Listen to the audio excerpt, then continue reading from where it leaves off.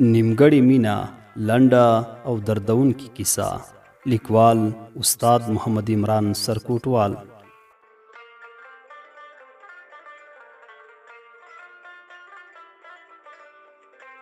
دومره شوخ او شیطان ماشوم وم، تل به مې پیسې شلیدلې، شونډې او مخ به مې زخمي وو، ځکه د ماشومانو هر جنجال ته به مې په مینه وردانګل. داسې ورځ به نه وه چې ما به په کلي کې جنګ نه کاوه، له ځانه کمزورو ته به مې کلمه هم نه تیروله، او له پیاوړو زورورو کسانو سره به مې هم تر یوې اندازې ډغره وهله. د دې ترڅنګ هر ډول ونې ته ختل راته عادي خبره وه. کلي کې به چې چارمغز پاخه شول، د ونو لوړې به مې ضرور ګز وګام کولې.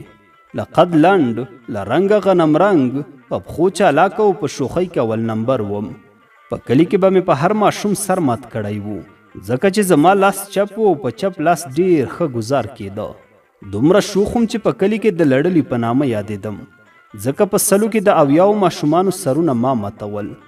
داسې ماشوم وم چې چا به سره نرمي وکړه، بیا به مې ټوله ورځ ورته کار کاوه، او په سختۍ کې به مې د خپلې مور پروا هم نه کوله. د هر چاره څخه کرکه کېده، سپینګیري، ځوانان او ماشومان.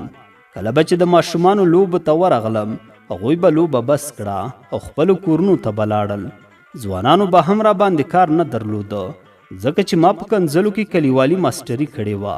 سپینګیر رانه لرې ګرځېدل، ځکه ما په تیږو ویشتلو کې خاص مهارت درلود.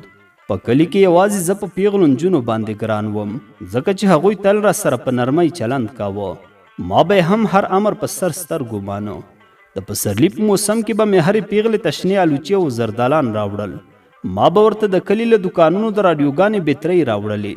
ډېر کله به مې ورته د ولسوالۍ له بازار توکي راوړل. خو داسې نه وو، هغوی هم زه نازولم. د پیغلو په دومره ښه چلند کې به بیا هم کله کله را باندې سر وګرځېده، او په ځینو پیغلو به مې لاس پورته کاوه.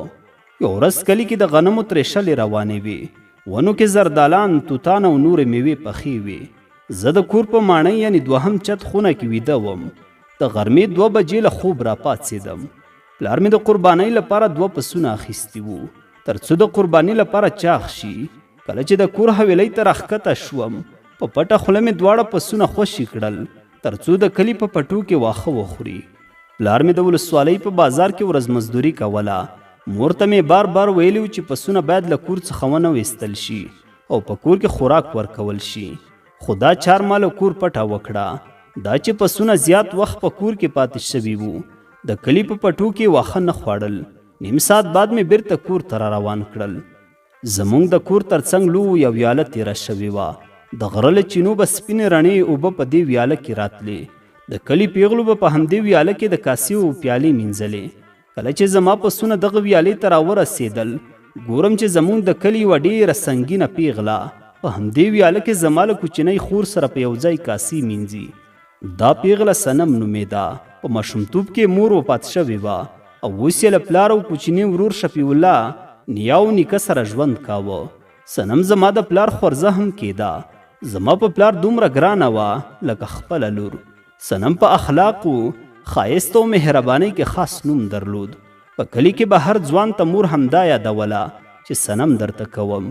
د کلي په ماشومانو کې صنم ته زه زیات ګران وم، ځکه چې ما به ورته هر وخت له دوکانونو سودا راوړله. شپه ورځ به مې د دې خبره منله. کله به مې چې پیغلو تشنې الوچې راوړې، صنم ته به مې خپله وروړلې. کله به چې د ماشومانو د لوبو شیان پیدا کړل، بیا به یې ما ته راکول. لنډه دا چې زما او د صنم ترمنځ یو خاص ګرانښت شتون درلود.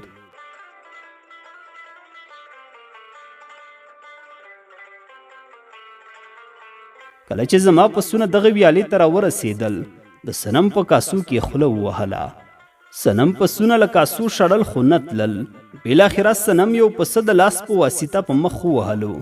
پسه یې له کاسو وشړلو. دلته په ما سر وګرځېدو. د شیطانۍ پیریان راته په اوږو کېناستل. د کلي په پټو کې مې سپین ډانګ موندلی وو. همدا مې د صنم په لاسونو راخوشی کړ. د ښي لاس پنجه د ډانګ لاندې راغله. له ګزار سره سم لاس یو خرپ نارې کړې. له دې ګزار سره سم صنم وخلا عادي چیغه کړه. دا چیغه دومره تیزه وه چې زما مور په کور کې اورېدلې وه. یو دم یې له دروازې سر راښکاره کړ چې ویې کتل صنم د ویالې په غاړه بېهوشه پرته ده. مور مې را منډې کړلې. ولې صنم یې زر په اوږو ونیوله او د کور په طرف یې کش کړه. کوچنی خور مې ورته وویل دا د په ډانګ لاس ته ووهله، اوس خبرې نه کوي راوغورځېده. مور مې راته دومره وویل در باندې بوره شم، دا دې څه وکړل؟ ما هم پسونه کور ته وشړل او زه بیرته د کلي باغونو ته لاړم.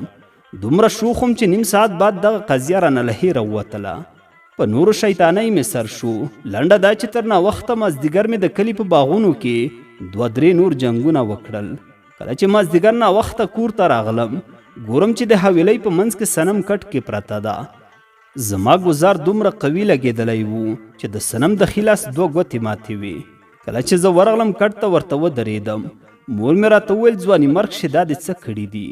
زه له تا سره حساب کوم. مور مې راته ویل خدای دې په غبر ګوډون کړه، داسې ګزار څوک کوي؟ صنم په دې درد کې هم زما مور ته وویل خیر دی ترورې ښېرا ورته مه کوه، زه خو اوس جوړه یم، صرف ګوتې مې درد کوي. مور مې هم همدې خبرو کې یو دم را باندې حمله وکړه. وینیولم او کوټې ته یې دننه کړم. داسې وهل یې راکړل چې د انار 2 لښتې را باندې ټوټې ټوټې کړې. زما چیغې صنم اورېدلې وې. په چلاکۍ سره راغله او زه یې له موره خلاص کړم. کلک یې غېږ کې ونیولم. مور ته مې وویل په هلک بل ګزار ونه کړي. بس په یو کشمکش کې له موره خلاص کړم. صنم غېږ کې ونیولم. هغه شربت ما ته راکړ چې زما مور دې ته جوړ کړي وو. مور مې د صنم دوی کره احوال ورکړ چې صنم نن شپه له موږ سره میلمنه ده او کاسې ورته ورولېږئ. د ماښام اذانونه وشول. کلي کې خاموشي خپره شوه. پلار مې له کاره ستړی ستومان راغلو. کله چې کور ته را دننه شو په کټ یې سترګې ولګېدې. ویې ویل دا څوک ده؟ مور مې ورته ویل صنم ده. پلار مې ورته ویل ولې مریضه ده؟ مور مې ورته ویل نه، همدې خبرو کې زما کوچنی خور ورته وویل دا دغه په لخته وهلې ده. پلار مې چې د صنم خواته ورغلو، کله چې د صنم ماتې ګوتې ولیدې، پلار مې سخت په غوسه شو. راته ویې ویل دا ولې؟ ما ورته ویل په خطایي کې رانه ولګېده. په همدې خبرو کې مې پلار را باندې یو غوټه وکړه. جګ یې کړم، په ځمکې وویشتم. نور ځان ته نه یم پوه شوی. کله چې را په حال شوم د صنم په غېږ کې پروت یم او هغې راته ژړل. د صنم په خوا کې زما مور، کوچنی خور او ورور مې هم راته ناست دي او ژاړي. ټول لاس په دعا دي، خو په دې ټولو کې مې یوه د مور او د صنم دعا واورېده. صنم ویل خدایا دا ماشوم که همداسې شوخ وي نو ژوند به هم داسې تریخ وي لکه نن. خدایا پاکه ته ورته د نیکۍ هدایت وکړي. مور مې داسې په دعا کې وویل لویه خدایا دا ماشوم په وهلو هم نه کیږي، الهي ته ورته هدایت وکړي او په سمه یې روان کړي. د صنم ګوتې بې ځایه جوړې شوې. زما هم څو میاشتې له پوزې وینه تله، ځکه چې پلار مې ډېر سخت په ځمکه ویشتلی وم.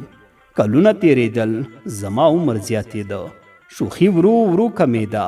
په دې کې کلونه تېر شول. صنم واده شوه، زه پوهنتون ته کامیاب شوم. داسې وخت راغلو چې ما په یوې رسنۍ کې د خبریالۍ دنده پیل کړه. څو کاله بعد خپل کلي ته لاړم. اوس نو کلي کې خلک راته لړلی نوم نه اخیسته، ټولو راته خبریال صاحب ویل. صنم مې ولیده، کوچنی زوی په غېږ کې و، د لاس ګوتې هماغسې کږې وې. راته ویې ویل ته اوس خبریال یې؟ ما ورته ویل هو ولې؟ هغې راته وویل ای شوخه، لاس یې راوړاندې کړ او ګوتو ته اشاره وکړه. راته ویې ویل دا وخت په یادېږي؟ زه مسکی شوم، د شونډو لاندې مې ورته وویل هو. دا چې زه ډېر وخت بعد کلي ته لاړم نو صنم خو زما د ترور لور هم وه. هغې راته مهماني وکړه. مور ته مې ویلي چې سبا غرمې ته ته او خبریال صاحب زما میلمانه یاست. موږ هم سبا غرمې ته د صنم د کور په لور روان شوو. کله چې د صنم کور ته ورنږدې شو، د صنم کوچني زوی منډې کړې او مور ته یې ورغږ کړ مورې هغه کس راغلو چې په ته یې د لاسونو ګوتې ماتې کړي دي.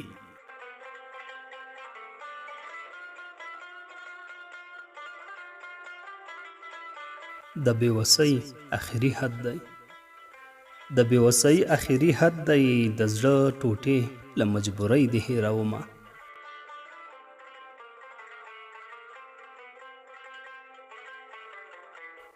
لالیه سخت راته یادېږي، لالیه سخت راته یادېږي، نه مې هېرېږي، نه مې زړه صبر کوي نه.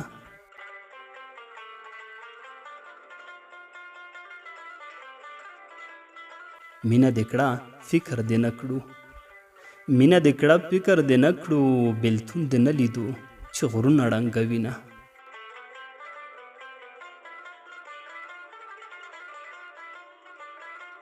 رنځوره یاره رب دې جوړ کړه، رنځوره یاره رب دې جوړ کړه، رنځ دی پر تا غمو دې زه لیونی کړمه.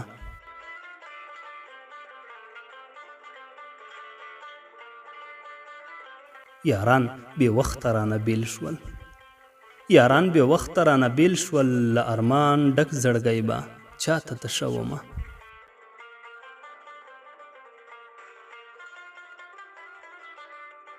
لالیه راشه سا مې خیږي، لالیه راشه سا مې خیږي، چې دا وروستی سلګی دی غیږ کې ووهمه.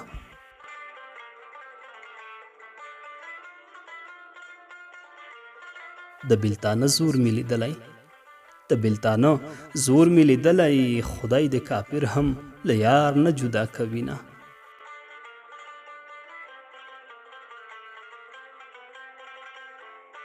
نن مې دیدن په مینه وکړه، نن مې دیدن په مینه وکړه، مرګی نږدې دی درنه مړ به شم مینه.